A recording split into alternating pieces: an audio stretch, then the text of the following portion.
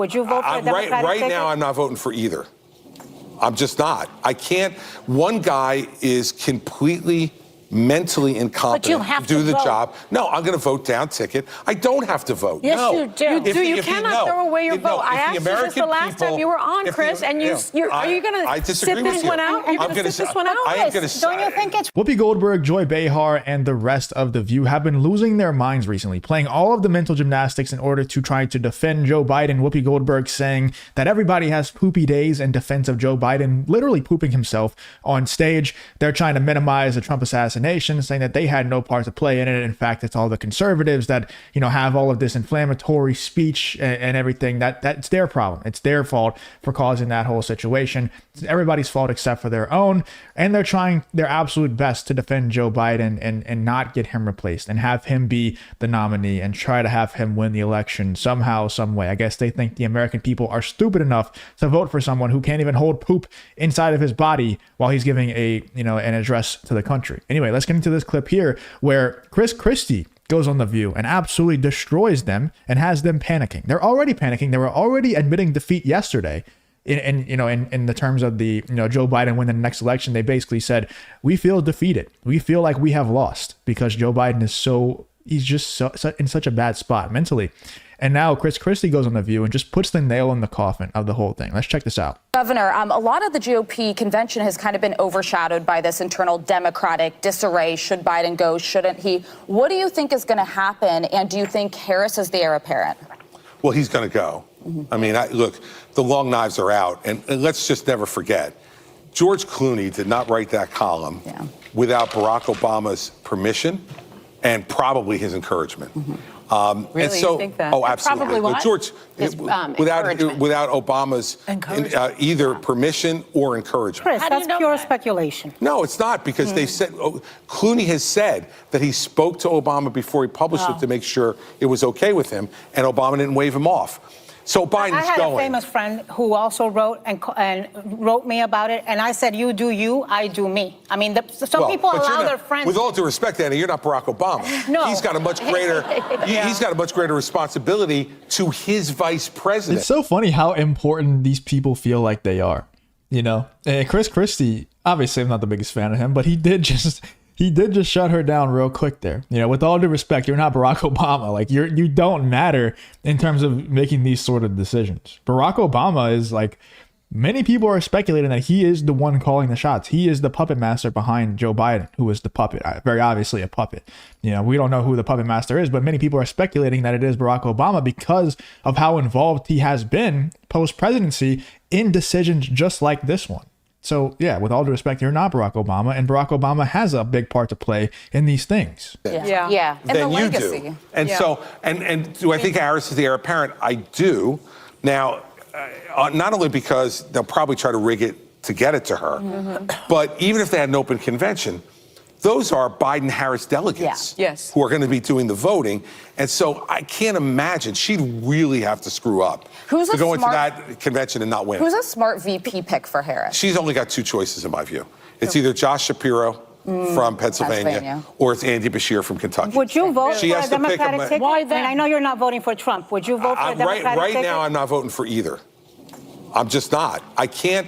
One guy is completely mentally incompetent to do the job. No, I'm going to vote down ticket. I don't have to vote. Yes, no. you do. You cannot throw away your vote. I asked you this the last time you were on, Chris, and are you going to sit this one out? You're going to sit this one out? Don't you think it's... Look at these people. They're absolutely panicking. I accidentally skipped here, but they're absolutely panicking. Every single time they bring someone on their show and they're not saying unequivocally that they're voting for Joe Biden, they lose their shit.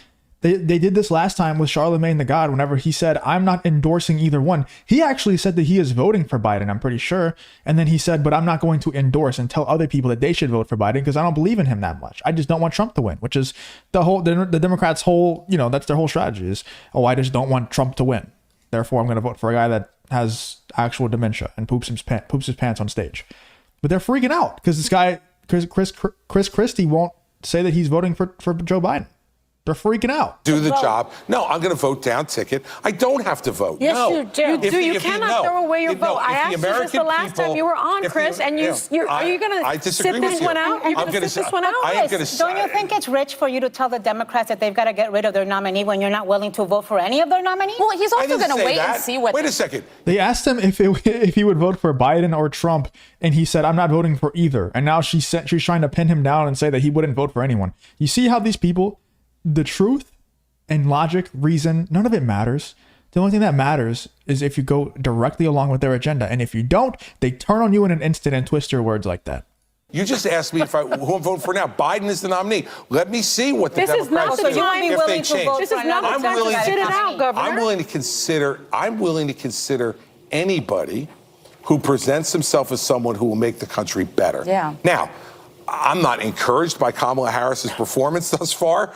But give her a chance. But hold on. Give her a why chance. not? Guys, why not? We only have like a minute 30. Go ahead, so I don't use have enough time. Use it. But to answer your question directly, if you enjoy content like this, then make sure you leave a like and subscribe to the channel. It really does help me out a ton. Let's get back to the video. I think that they're going to get rid of Biden. I think it's most likely to be Harris.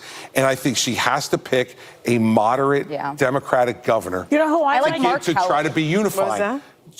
Listen, Trump had the chance to be unifying. And he wasn't. He could have picked someone like Glenn Youngkin, for instance, who would have been a much more unifying choice. He doubled down. Glenn Youngkin. Who would have been a more unifying choice than J.D. Vance. He absolutely would. And what about John Tester from Montana? He's pro-gun, but... And by the way, if it is Kamala Harris, that will make me very angry, but also at the same time, it would make me a little happy because I genuinely think that would be the actual nail in the coffin for them losing this next election. Now, it would make me very angry because that means that I have to see Kamala Harris a whole lot more often, and I really just don't like that person. Like, Joe Biden, he's annoying. It's annoying the fact that he's the president because he's just running the country into the ground. But Kamala Harris is mentally there, like her brain functions, and she's very catty and petty, and like she acts like a middle school girl, and I just cannot stand it. Like, it just angers me to the point where like I really just don't want it to happen just for my own mental sanity, because that would really, really piss me off every single time I have to see Kamala Harris give an address, talk about Donald Trump in this petty catty way like a middle school girl. She's not presidential in even a little bit. She's not even like, she doesn't present herself as a normal politician, as the vice president. She's not presidential at all. So I think that would be the nail in the coffin in the sense that, like, I think that means that they would lose for sure. But at the same time, like, maybe I'm insane. It would just not be good for me. I just do not want to see Kamala Harris that often speak. He's a liberal. But Tester won't be picked. In a red state. He can't deliver his 3 votes in Montana. Well, it's a red state with a very, very red. He's on the ballot. Let me tell you something. Any Democrat's got to win Pennsylvania. Yeah. The choice should be Josh Shapiro. And it's really that simple. I like him. Hey, and he's popular right now. Would that ticket be 20 seconds, Johnny? Ticket? It has a much better chance of beating a Trump Vance ticket than the Biden-Harris ticket. The Biden-Harris ticket will not win, can't win. So would you vote for Harris-Shapiro? Don't know. Let me see what they have to say. Oh, but you have to see what they have to say. Policy matters. It matters. I'm sorry that I care what people stand for. I apologize. Well, we do too. I'm not going to. No, it doesn't matter though, Chris. It just doesn't matter to these people. The only thing that matters is that it is not Donald Trump. They can put a literal they can put a plant there, a tree stump, and say, hey, this isn't Donald Trump, guys. And they would just all vote for him. And they not only do they vote for the left and Joe Biden, they go to bat for him so hard that it's at the point where I don't know this for sure, obviously, but I would not be shocked even a little bit. I wouldn't be surprised even a little bit if it came out that The View were paid by the Biden administration to say these things. That's how much they go to bat for him.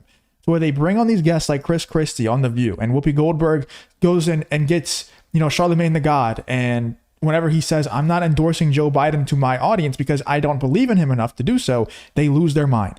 To where Chris Christie goes on The View, and whenever he says, I wouldn't vote for Trump or Biden, they lose their minds. Because if you don't vote for Biden and unequivocally, say that he is the better candidate, we must defeat the threat to democracy, which is Donald Trump, then you're the enemy.